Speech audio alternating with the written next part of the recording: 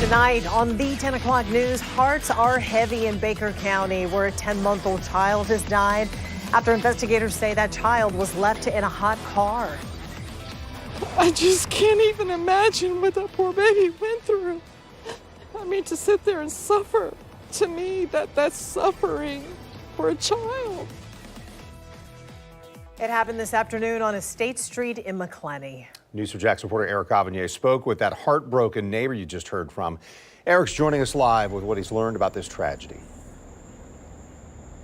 We are at the corner of State Street and Baywood Street, and I'm going to step out of the way because that tragedy unfolded just across the street there in front of that home. I know it's a little dark out here, but bear with us. There's really not a lot of light out here, but it happened just in front of that home. A neighbor I spoke with says first responders frantically arrived on scene to try and save that child.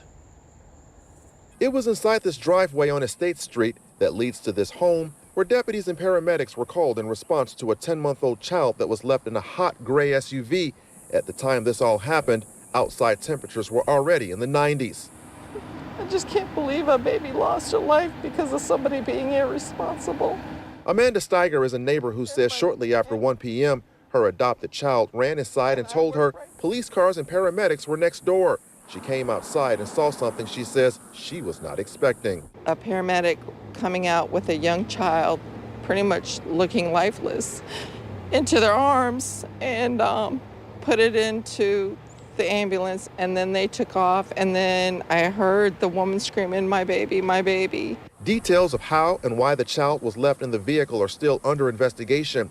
It's unclear if the child lived here or was with a parent who was visiting the home. No one inside will talk with us to clarify that one detail. According to Kids and Car Safety, an organization advocating the prevention of hot car deaths, this tragedy that unfolded in Macclenny marks the 14th time this year in the U.S. that a child has died after being left in a hot vehicle. In Florida, it's now the 6th hot car fatality this year.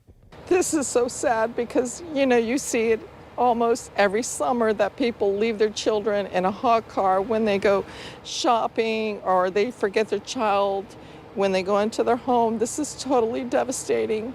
Last year, there were 33 hot car deaths nationwide, with 4 of those deaths occurring in Florida.